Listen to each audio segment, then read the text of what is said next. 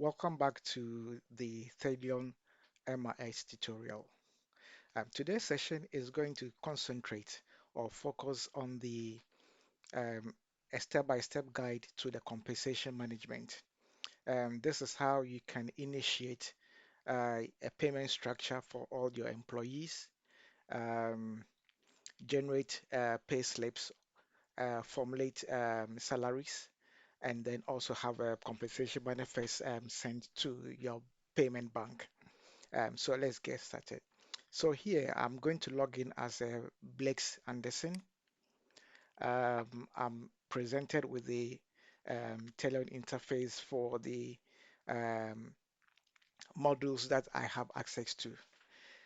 Today's session would start from um, right from onboarding a staff member right through to the end of the compensation process.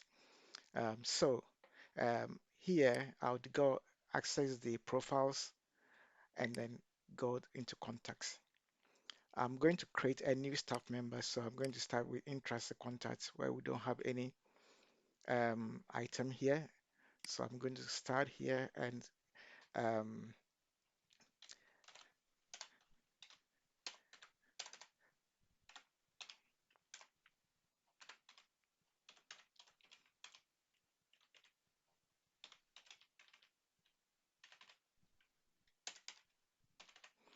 okay. Date of birth is 12 of the 3rd, 2003. Okay, we select the sex, which is female. I'm going to do this quickly. Um, so I'm just populating the okay bank statement. So Emilia's email is emilia.classy@gmail.com. Phone number is 07. Let's see, pick this one here. Okay, and Emilia is let's give Emilia um,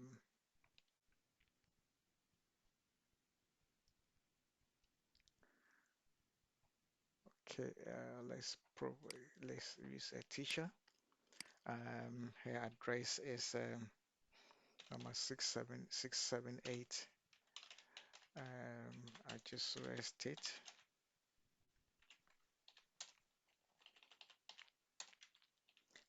Postcode is GB 908-86677. Country-wise is Ghana. That's the home address. Okay. Social security number, let's provide her with SSN.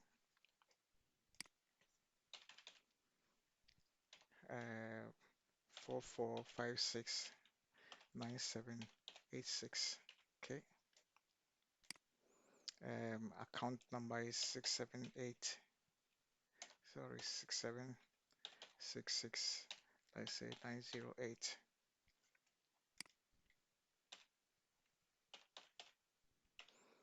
Okay. The bank is, let's put First National Bank.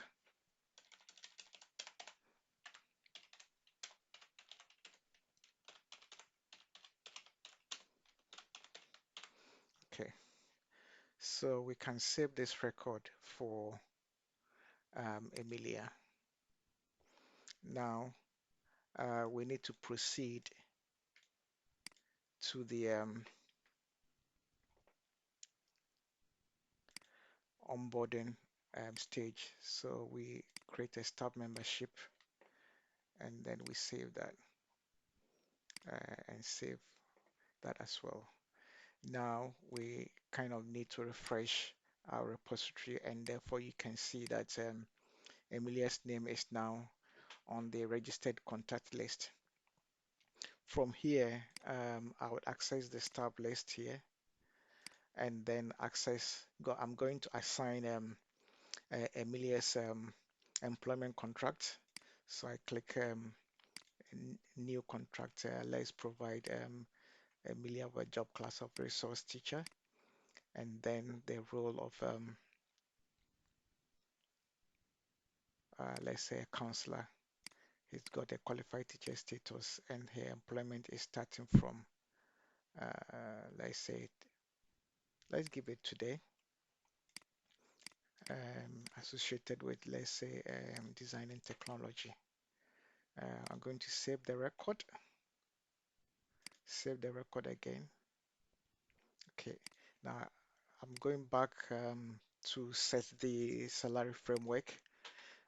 So here I'm going to say that Emilia is a subject teacher. So we give the salary name lead uh, teachers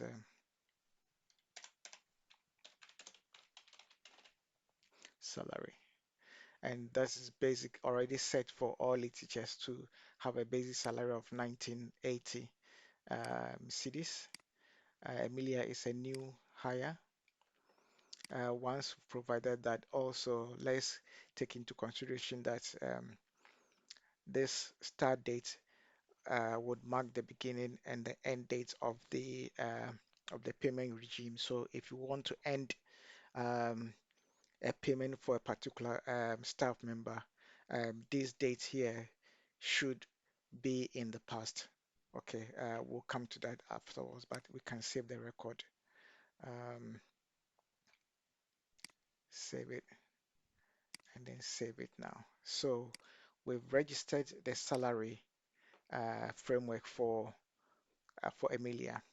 But what we notice is sometimes a salary is made up of different components, and therefore I would like to um, revisit or let's say reassign all the components that goes into Emilia's salary. So I access the salaries module again. I'm going to add, let's say, the basic salary, which was quoted as 1980. It's not percentage based, but this is taxable, so the tax rate is 20%. Let's select a currency, which is Ghana, and this is an earnings. We are starting this today, and the end date, let's say, is it to be reviewed, let's say in 2030, if she's going to stay for that long. Okay. In case there's any change that Emilia is not going to stay anymore, the administrator or the accounts manager have to come in to review this end date here. So I'm going to save this record. And again, I'm going to also assign some allowances that Emilia is going to receive. He's going to receive some education allowance, which is let's say 250 pound, 250 cedis a month. It is not taxable, and that is also an earning. It's starting from today's date, also to the same date as we provided. I think we did 2028 December. Okay, we save that record again. And then also there's going to be some deductions also. Let's say that, or even before that, we're going to give some training allowance to Emilia, which is 1980. This is percentage based. So this is going to be, let's say, 10% of his salary. It is not taxable, um, and that is seen as an earnings. Yeah. So the start date is also today. End date, let's assume also 2028, December 28. Okay. Okay, so now we can see that here that with the component type we've created so far are earnings, allowances. Let's add some deductions. So I'm going to add that there's going to be some healthcare deductions, which is let's say 50 cedis every month. It is not percentage based. This is not taxable. Okay, and it's not an earning. Yeah. So start date again, same 2028 December. Okay, we save that. So we have a deduction here. Actually, let's change this slightly. I'm going to use rather a loan repayment. Okay, and then also let's say that uh, I'm trying to provide as much information as possible. Sometimes you may not have all these coming up. Yeah. So SNIT payment, employee, 1980. He's going to pay, let's say, 5% to a SNIT contribution. This is not taxable, and then it's not an earning. Okay. So the date is the same. Let's change this to 2028. Okay. So I'll save this and then save it and then save it finally and save that. So we've got Emilia's salary defined now. So the next thing that we can do is have an overview of what she's going to get. Okay, so that is Emilia. That's gross salary is 2428. Okay, let's refresh this. Okay, so his take-home pay would approximately be 1,883. Now this is for and it's informational, so you can see the start date that the payments, the salaries are going to start from. Okay, um, if there is any pro rata um, adjustment that you need to make, you have to do that in the components elements. Okay, so we're going to go and generate the pay for this month. Okay, now the next payment date is set to be the next week Monday. I've already defined that, and the next payment run will be on the 30th of October. So we are still within the payment period. So I'm going to run this run payroll, and we'll see that Emilia's details is populated here. Okay.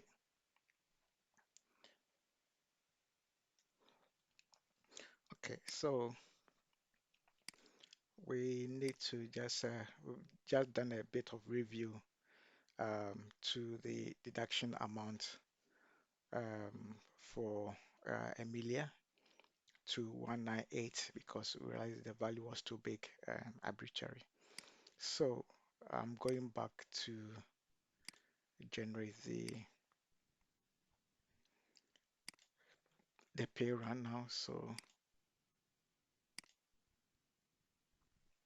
okay, so we notice that Emilia's pay for which will be paid next Monday. Her net salary is 1,784. Okay, and this view here will give you a brief broken down analysis if you have more of the details, but we'll come back to that later on. And aside that, we have a history of all the payments that you've made. Yeah, let's see if there is any. No. So this section here will provide you with a historical view of all the payments and the payrolls that you've run. And then aside that, we can go ahead to generate the compensation slip, which is kind of a pay slip. So let's say that these are the pay slips that we are going to make payments to come next Monday. Each of the pay slip will have all the component types assigned to it. So let's see that we issue the payment slip. So this is how your payment slip would look like. So you've got your gross earnings, your deductions, and the net salary. And then at the bottom here is broken down to the various earnings and then all the deductions that have been taken for each individual person. If no deduction has been taken, you see that this value here would be marked as what? As blank or null. Okay, let's see this one too. This also Izitechi has two earnings, the basic salary and the education allowance. Loan payment is a deduction, so you see that it's reflected at the top here. So basically that is it. But we'll go later on into more of the analysis as to how you can evaluate how much is going out based on your salary payments. Thank you very much.